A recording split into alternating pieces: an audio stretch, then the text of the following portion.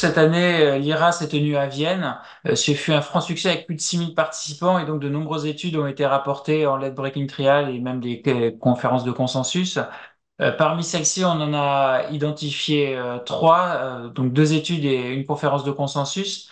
La première, c'est l'étude Champion qui a été publiée en même temps dans le New England Journal of Medicine. L'étude Champion réalisée en Suisse par le docteur Rechling, qui a visé à comparer en randomisant les gens entre ablation de fibrillation atriale paroxystique par électroporation ou par cryoablation. Et ce qui est intéressant, c'est que le suivi était identifié grâce à un holter implantable, donc avec une certitude sur le survenu ou pas d'événement. Et l'électroporation a montré une supériorité par rapport à la cryothérapie pour l'isolation des veines pulmonaires, avec un très faible taux de risque.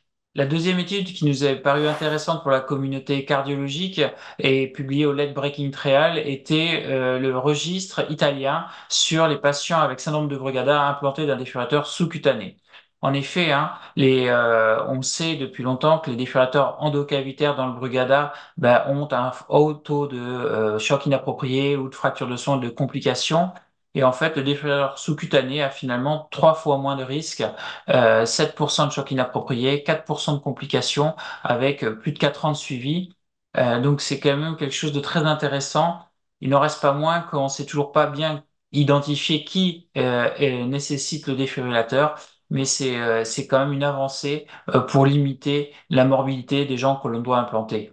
Le troisième point qui nous a semblé important est le clinical statement sur les tests pharmacologiques en rythmologie.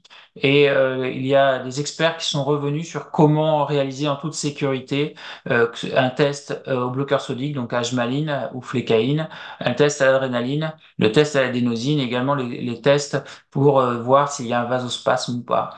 Donc je vous encourage vivement à aller lire ces clinical statements afin de pouvoir réaliser ces examens en toute sécurité.